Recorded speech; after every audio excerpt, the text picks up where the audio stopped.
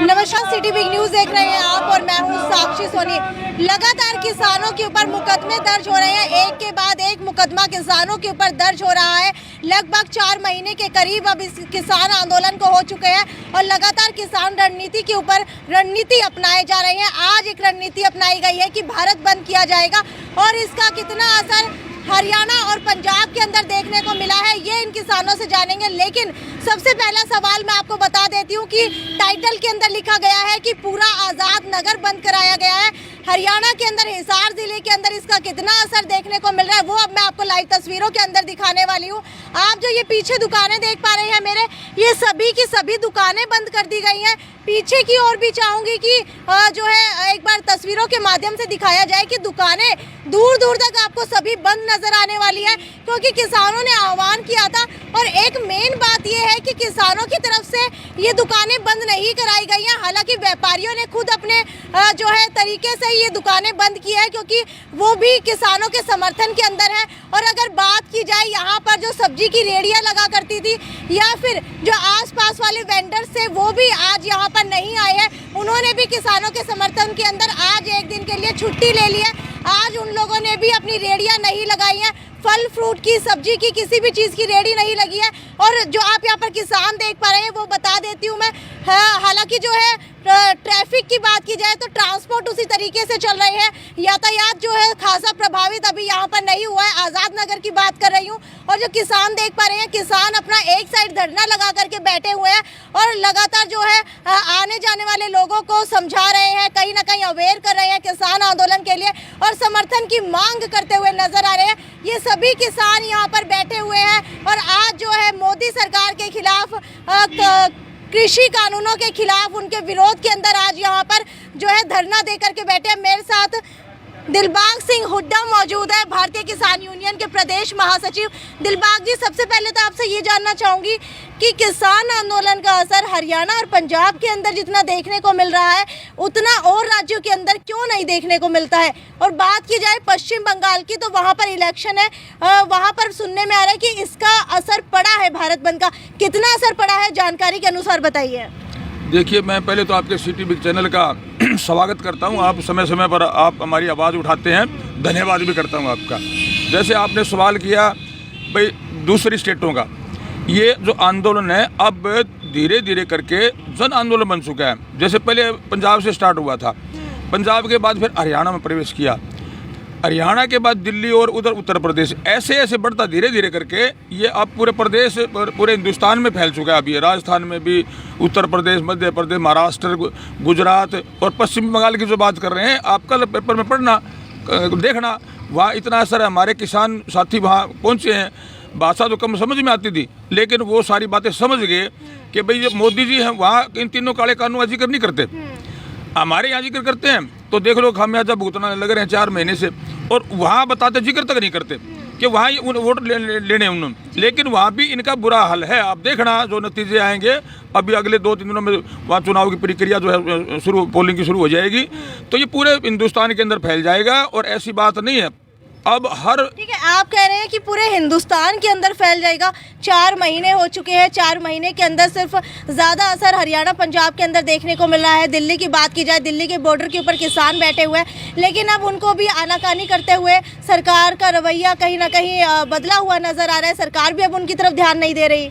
देखिए, ये तो हठधर्मिता अपना रखी है मोदी जी ने, जो हठधर्मिता अपना रखी है ये बहुत गलत है। ये एक किस्म की हिटलरशाही है।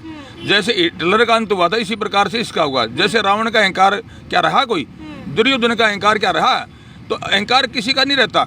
आप देख लेना, इसका इन्हें झुकना पड़ेगा, इन्हें माफ़ी भी मांगनी पड़ेगी, किसानों से माफ़ी मांगनी पड़ेगी और ये काले कानून भी वापस लेने पड़ेंगे। राकेश टिकैत ने ऐलान किया था कि अगर सरकार मांग नहीं मानती है हमारी तो ये आंदोलन अक्टूबर तक चलेगा। अब देख करके लग रहा है, क्योंकि 4 महीने हो चुके हैं, तो अब लग रहा है कि सही में ये अक्टूबर से भी आगे ना बढ़ जाए। देखिए, ऐसा है, आंदोलन का कोई पता नहीं होता कितना चल जाए। जैसे 1907 में भी हुआ था एक बार, पगड़ी समाज जट्टा नाम से, वो 9 महीने चला था और अंग्रेजों की मतलब सरकार थी। अब तो वोट की सरकार है, उस टाइम वोट भी का अधिकार भी नहीं था। तो अब ये ऐसी कोई बात नहीं है, झुकना पड़ेगा। और इस प्रकार का राजा देश के हित में नहीं होता। जो हठधर्मिता अपनाता है। अरे प्रजा रोड के ऊपर है, किसान मजदूर दुकानदार गरीब आदमी आम आदमी रोड के ऊपर है और उनको शर्म नहीं आती इस प्रकार की। तो मैं तो कहता हूँ परमात्मा इनको सद्बुद्धि दे ऐसे व्यक्तियों को। अच्छा, आप ये बताइए कि आजाद नगर की मार्केट जो आज बंद की गई है वो व्यापारियों ने खुद की है या आप लोगों ने जा करके उनको बोला है? स्वेच्छा से उनने अपनी इच्छा से बंद किए। संयुक्त किसान मोर्चा के आह्वान पे मतलब इन्हें पहले पता था आज 26 मार्च को भारत बंद है। सभी व्यापारियों ने, ये सभी का आंदोलन है, जन जन का आंदोलन है, किसानों का, मजदूरों का, कर्मचारियों का और व्यापारियों का। इसमें व्यापारी भी मारे जा रहे हैं जो काले कानून लाए हैं, इनसे उनकी भी अधिकारों का। आप मुझे ये बताइए कि आज हिसार के आसपास के जो चारों टोल है उनकी दुर्दशा कैसी है? उनकी दशा की बात की जाए या दुर्दशा की बात की जाए, हालांकि समान सा ही अंतर है क्योंकि सरकार की तरफ से अब इस तरीके का रवैया अपना लिया गया है तो किसानों ने भी अब टोल बंद करने की जो बात है वो कह दी गई है। अगर जो यातायात की बात की जाए तो वो भी ज़्यादा प्रभावित हो रहा है। कहीं ना कहीं इसको दुर्दशा भी कह सकते हैं कि हमारे हिसार की या फिर हमारे हरियाणा की ऐसी दुर्दशा हो चुकी है कि आज हमें टोल बंद करने पड़ रहे हैं। तो कैसी दशा है वहाँ की? देखियो दुर्दशा क्या कहे, मतलब तो आप एक अंदाजा लगा लो। यहाँ जनता द्वारा चुनी हुई सरकार मतलब जिसका बहुमत है बीजेपी सरकार, उस सरकार का कोई नुमाइंदा, कोई पदाधिकारी किसी गांव में घुस के दे, कोई जनसभा करके दिखा दो। इनने मतलब इस देश का सत्यानाश करने पर तुली है सरकार। 300 के लगभग किसानों की मृत्यु हो चुकी है।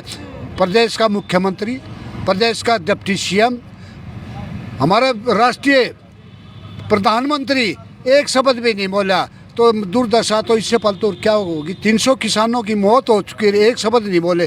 दुर्दशा तो आने वाले समय में और ज़्यादा होगी अगर इन अब चुनाव करवा दे इंडिया के हरियाणा, पंजाब, उत्तर प्रदेश और राजस्थान में, ये जीरो होंगे। जनता के अंदर आक्रोश है। तीनों कृषि कानून जनता के आपने कहा कि आज इलेक्शन करा दिया जाए तो जीरो होंगे। पश्चिम बंगाल का क्या नतीजा मानते हैं? पश्चिम बंगाल में ममता दीदी जनता के हित में, जनता उसके पक्ष में वोट डालेगी। मोदी और अमित शाह कितना जोर लगा लो, चाहे बांग्लादेश जाके मुथुअल एक तबका है 17 सीटों पर उसका असर चाहते हैं। सरकारी खर्चे पर बांग्लादेश गए और पश्चिमी बंगाल के चुनाव में अहम भूमिका अपने वोट हथियाने के लिए वहाँ गया। ये भी शर्म की बात है प्रधानमंत्री के लिए। एक प्रधानमंत्री होते सरकारी खर्चे पे और पार्टी के पक्ष में वोट डलवाने का प्रयास करें वहाँ, लेकिन उस मनसूबे उनके कामयाब नहीं होंगे। हाँ जी, आप बताइए मुझे कि जोगीराम सिहाग की बात की जाए, हालांकि ये रणनीति तो हो गई है राज्यों की, लेकिन अगर बात की जाए हरियाणा के हिसार की तो बरवाला से विधायक जोगीराम सिहाग लगातार कह रहे थे कि किसानों के समर्थन के अंदर इस्तीफा दे देंगे, लेकिन जब अविश्वास प्रस्ताव लेकर आया गया तो वो सरकार के समर्थन के अंदर थे। तो अब आप लोगों ने जा करके क्या उनसे इस्तीफे की मांग की है या अब उनका बहिष्कार किया जाएगा? ऐसा है, एक जोगीराम का नहीं सभी का बहिष्कार है जिसने अविश्वास प्रस्ताव के पक्ष में वोट नहीं दी। ठीक है, और विधायकों की बात की जाए तो उन्होंने कहा भी नहीं था कि हम आप लोगों के साथ है या फिर समर्थन में है या फिर जो है इस्तीफा दे देंगे, लेकिन एक बात जो है आप लोगों को विश्वास दिलवाया गया जोगीराम सिहाग की तरफ से, उसके बाद वो विश्वास तोड़ा गया। तो विश्वास दिलवा करके तोड़ने की क्या उनको जो है सजा भुगतनी पड़ेगी? ये बहुत ही दुर्भाग्यपूर्ण है और उससे इस्तीफा किसान ने मोर्चे ने मांगा भी है। एक बार हम सारे जा कर के उससे इस्तीफा मांग चुके हैं और ये किसान मोर्चा उसको बाध्य कर देगा, इस्तीफा देना पड़ेगा। अगला स्टेप है, बहुत जल्दी ही बहुत बड़ा स्टेप लेने जा रहा है किसान मोर्चा इनके विरुद्ध, जिसके अंदर इन्हें जो है ना घर में भी रहना मुश्किल हो जाएगा। कैसे? अगला जो भी होगा आपको निर्णय बता देंगे। सोच विचार चल रहा है उसके जो सुक्त मोर्चे की काल होगी उसी हिसाब से निर्णय लिया जाएगा और जो है जो किसान भाइयों का समर्थन करेंगे, साथ देंगे, हम उनके साथ हैं। अब बनाएंगे किसान। जैसे जोगीराम सिहाग जी ने पहले किसानों का समर्थन किया, 2 दिन 3 दिन के बाद में उनके सुर बदल गए, तो तब तक उनकी पुरानी पॉलिसी काम करगी, खरीद फरोख्त तो होगी उनकी। उनको लालच दे दिया गया, सत्ता का लालच दिया हो या पैसे का लालच दिया हो, धन का लालच दिया हो। और रही दूसरी बात मैडम, आपको किसानों की जो आपने एक सवाल पूछा था कि व्यापार मंडल जो यहाँ आज़ाद नगर का सभी दुकानदार भाइयों ने आज सहयोग दिया है। अब आप एक बात से अंदाज़ा लगा सकते हैं कि होली का त्यौहार है, परसों होली है। दुकानदार भाइयों ने सभी ने होली का जो सामान होता है, त्यौहार पे जो सामान खरीद फरोख्त होता है, सभी ने ले आके रखा हुआ है। और आप ये देख रहे हैं नज़ारा, सभी दुकानदार भाई बंद किए हुए हैं। इन्होंने बोला है हमारे को कि हमारा सामान है, हमने त्यौहार पे ले आके रख रखा है, लेकिन हम किसानों के साथ खड़े हैं, चाहे वो सामान हमें वापस देना पड़ जाए। ये भाई सब व्यापारी वर्ग जो है किसानों के हक में आया है, किसानों के साथ में आया है। उन्होंने खुद बोला है कि हम जो इस विकट परिस्थिति में किसान के साथ हैं। और रही बात, आप जो कहते हैं 4 महीने हो गए इस आंदोलन को चलते हुए और अभी तक इसका जो निर्णय नहीं हुआ है, कितना लंबा चलेगा। मैडम, इन्होंने पहले पता था, वहाँ कंक्रीट की दीवारें बना दी कि लंबा चलने वाला है, लेकिन किसान पीछे नहीं हटे। कंक्रीट की दीवारों की आप बात करें, उन किसानों के ऊपर लगातार मुकदमे दर्ज हो रहे हैं। जिन किसानों ने पक्के मकान वहाँ बनाने शुरू कर दिए, उनके ऊपर मुकदमे दर्ज करने सरकार ने शुरू कर दिया। इसके ऊपर क्या कहेंगे? तानाशाही है। आप ये देखो ना, उन्होंने कंक्रीट की दीवारें बनाई, नेशनल हाईवे को रोक रखा, नेशनल हाईवे खोद दिया, उनके ऊपर के मुकदमे क्यों नहीं दर्ज हुए? ये तो सरासर तानाशाही दिख रही है। अब इतनी गर्मी का मौसम है, 50 डिग्री टेम्परेचर है वहाँ है, लेकिन किसान बैठे हो अपना कुछ रहने का, बैठने का, उसमें बचाव के लिए कुछ तो करेंगे। वो ऐसा नहीं कि उस पर काबिज होना चाहते हैं, वो तब तक बैठे उसको, उसके पास प्रशासन उसको हटाना चाहिए, हटा दे। वो ये तो दावा थोड़ा करते कि हम मकान बना रहे हैं, हमारा हम यहाँ काबिज होना चाहते हैं, अपना आशियाना बना रहे हैं। वो तब तक जब तक वहाँ बैठे हैं गर्मी से बचने के लिए। आज 300 आदमी मर गए गर्मी में, आदमी वहाँ 55, 75, 80 साल के लोग बुजुर्ग बैठे हैं। इतनी गर्मी में को कौन सहन कर सकता है? वहाँ तो लार लग जाएगी मरने वालों की, लू के कारण मर जाएंगे। इन्होंने बोलना नहीं। आज 300 से ज़्यादा किसान मर चुके हैं, किसी के ऊपर इन्होंने अफसोस जाहिर किया हो आज तक नहीं किया। और रही बात ये, इस जो आप ये कह रहे हैं ना पीछे नहीं हट रहे, आज तक किसी इसका इनके कानों पर जूं तक नहीं रेंग रही। ये इस आंदोलन में आज तक शांति प्रिय आंदोलन चला है किसान का, किसी ने कोई आज तक 1 पैसे का नुकसान किसी को किया। लेकिन इनकी मंशा ये है, आप कह रहे हैं कि 1 पैसे का नुकसान नहीं किया है, लेकिन विधानसभा के अंदर बिल पास हो चुका है कि अगर कोई भी सरकारी संपत्ति को नुकसान पहुंचाया जाएगा तो उसके ऊपर मुकदमा दर्ज किया जाएगा। और हाल ही के दिनों के अंदर जो अभी कुछ दिनों पहले किसानों ने 26 जनवरी को रैली निकाली थी, उसके अंदर अगर जिस बंदे ने ऊपर चढ़ के जो झंडा फहराया था उसके ऊपर मुकदमा दर्ज हुआ है। और कहा जा रहा है कि जो भी किसान उनके साथ रैली निकाली थी उनके ऊपर भी मुकदमा दर्ज होगा। तो कितने सहमत है आप इससे? मैडम, ये सरासरी तानाशाही है। जिसको लपेटना चाहे सरकार, संपत्ति का जो नुकसान की भरपाई के लिए जो बिल लेके आने लग रही है, उनका मकसद ये है कि आंदोलन नहीं खड़े हो सके। जिसको आप एक फलाना है कि उसको काबू करना है, उसके ऊपर अपने आदमी भेज के कोई नुकसान करवा के ले देंगे, इसने उकसाया, इसको कर दिया, ये तो सरासर तानाशाही है। किसी को लपेट लो आप, सरकार की मंशा को समझिए आप। ये आंदोलनों को ख़त्म करने की साजिश है, उनकी मंशा है ये कि एक आदमी जो भी अगर नहीं दिख रहा है, आंदोलन का जो कार्य करता है, आंदोलन को लेकर चल रहा है, उसका किसी को अपना आदमी भेज के वहाँ नुकसान करवा दिया, नाम उसको लगवा दिया, जेल में ठूस दिया। ये तो सरासरी सबको पता है कि अपनी स्वार्थ हित में ये कानून लेके आने लग रही है, इसका विरोध कर रही है सारी पब्लिक, सारी जनता। लेकिन क्या करे, तानाशाही है, तानाशाही चलाने लग रहे हैं। ठीक है, दिलबाग सिंह हुड्डा मेरे साथ यहाँ पर मौजूद है और बता देती हूँ आपको कि इनके ऊपर मुकदमों की बात की जाए तो मुकदमों की कमी नहीं है, लगातार मुकदमे दर्ज हो रहे हैं। एक मुकदमा तो देशद्रोह तक का भी दर्ज हो चुका है। दिलबाग जी, मुझे ये बताइए, आपके ऊपर क्यों मुकदमे दर्ज हो रहे हैं? मेरे ऊपर मुकदमा दर्ज यूँ हो रहा है, मैं बताऊँ आपको। किसान, मजदूर, गरीब आदमी का, छोटे दुकानदार की लड़ाई लड़ रहे हैं, हम उसको उजागर कर रहे हैं। इन कानूनों के बारे में विस्तार से बता रहे हैं कि भई ये क्या चीज़ है ये कानून, क्यों आम लोग जागरूक नहीं थे। इन्होंने न तो किसी को बताया, चोरी छिपे चोर दरवाजे से कारपोरेट घरानों को फायदा देने के लिए कोविड-19 लगा हुआ है। ऐसी क्या जरूरत पड़ गई थी, ऐसी क्या नौबत आ गई थी कि वो 3 कानून लेकर अभी पास करें? तो उन बारे बताते हैं लोगों को। मुझे ये बताइए, देशद्रोह का मुकदमा किस लिए दर्ज हुआ है? 26 जनवरी की रैली निकाली थी, इसके लिए?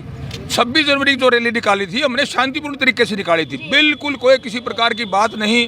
हम चारों बॉर्डरों पर संबोधित भी कराया, लोगों को जागरूक कर रहे थे। उसी का बहाना लेकर के इन्होंने मेरे खिलाफ दर्ज कर दिया। उससे पहले भी हिसार में दर्ज है, 4 दिन इस जेल में रखा था यहाँ इसमें, उससे पहले भी दर्ज है। तो करें तो हम इस बात से थोड़ी डरते हैं। एक किसी ने गाना गाया है, एक अजय हुड्डा नाम से एक गाना गाया, उसके ऊपर भी देशद्रोह का मुकदमा दर्ज। ये कोई अच्छी बातें थोड़ी है।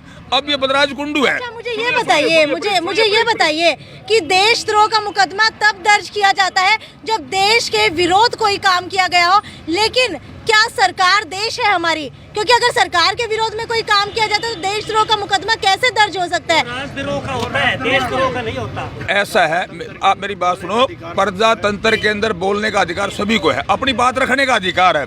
ये तो दबा रहे हैं, ये तो दबा के ही सभी पर इस प्रकार कार्रवाई करने लगे। बलराज कुंडू जो विधायक मैम से आपको बताऊंगा, विधानसभा में सबसे पहले उसने आवाज उठाई थी किसानों के हक में, मजदूर गरीब आदमी हक में, उसके खिलाफ ईडी के छापे, मुकदमे दर्ज। बताओ, उसने आवाज ही तो उठाई थी, उसने क्या गुनाह कर दिया था? कोई चोरी ठगी थोड़ी की थी, हमने कोई चोरी ठगी थोड़ी करें। अब क्या चोरी ठगी करें बताओ? अपनी डिमांड है, अपनी मांग है, उसके लिए हम बैठे हैं यहाँ पर। कोई आप देखो, कोई है कोई किसी प्रकार की अफरा तफरी, कोई बकवासबाजी, किसी से बदतमीजी कर रहे हो, अपने आप स्वेच्छा से सभी लोगों ने धरने में सहयोग किया है, सारी दुकानें बंद कर रखी है। जैसे भाई साहब बता रहे थे बनु साहब कि अभी होली ऊपर से त्यौहार है, लेकिन फिर भी इनका सामान यहाँ रखा है, इनने वो बेचना उचित नहीं समझा, इसमें सहयोग देना उचित समझा, तो ये लोगों की आवाज दबाने के लिए मुकदमे दर्ज कर रहे हैं। ठीक है, आप मुझे ये बताइए कि होली के त्योहार के ऊपर सारी दुकानें बंद है, सामान नहीं बिक रहा है, तो क्या आप लोगों की तरफ से भी कुछ अलग इस बार होली के ऊपर किया जाने वाला है? क्योंकि अभी इन्होंने बताया था कि काली होली खेली जाएगी, कुछ इस तरीके का। देश में दो भगवान होते हैं, एक जन्मदाता और एक अन्नदाता। जिस देश का अन्नदाता दुखी हो 4 महीनों से, कौन होली मनाएगा? होली खुशी का त्योहार होता है, खुशी नहीं है। अन्नदाता निराज है और अन्न के ऊपर है, जीव जंतु से लेकर न चिट्टी से लेकर हाथी तक इसके ऊपर निर्भर करता है। इसलिए होली त्योहार लोग खुशी से नहीं मनाएंगे। ये सब किसान के साथ है, जो लंबे समय से किसान इस आंदोलन में 300 से ज़्यादा जान दी है। ठीक है, ठीक है। तो ये हम आज़ाद नगर के अंदर मौजूद है, आपको मैंने तस्वीरें दिखाई लाइव कि सभी की सभी दुकानें यहाँ पर बंद है। 300 से ज़्यादा किसानों की शहादत हो चुकी है, लेकिन अभी तक मोदी सरकार की तरफ से कोई भी निर्णय नहीं लिया गया है। हालांकि बात की जा रही है संशोधन की, लेकिन किसान अपनी मांग के ऊपर अड़े हुए हैं कि किसान कानून वापस ही होने चाहिए। हालांकि अभी तक इतने दौर की बातचीत हो चुकी है, लेकिन कोई भी निर्णय निकल करके नहीं आया है। आज भारत बंद का कितना असर सरकार के ऊपर पड़ने वाला है, और बताया जा रहा है कि पश्चिम बंगाल के ऊपर भी, जी हाँ, देखने वाली बात है कि पहले पंजाब, हरियाणा, राजस्थान के अंदर इसका असर देखा जा रहा था, लेकिन अब पश्चिम बंगाल के अंदर भी इसका असर देखने को मिल रहा है। हालांकि होली का त्योहार है, तो देखते हैं कि होली के ऊपर इसका कितना असर पड़ता है, पश्चिम बंगाल के इलेक्शन के ऊपर इस भारत बंद का कितना असर पड़ता है। हालांकि आज तो हमने बात की है हिसार के आज़ाद नगर की सारी दुकानें बंद है, व्यापारी भी समर्थन के अंदर आ चुके हैं। तो देखने वाली बात आने वाले दिनों के अंदर ये होने वाली है कि सरकार के ऊपर इसका कितना प्रेशर पड़ेगा और सरकार इससे कितनी प्रभावित होगी। ये आगे की रणनीति किसान की किस तरीके की रहने वाली है, उससे मैं आपको अपडेट कराती रहूंगी। तब तक ज़्यादा से ज़्यादा शेयर कीजिए। ये थी साक्षी सोनी की रिपोर्ट अपने सहयोगी अमित के साथ, city big news bureau Hisar.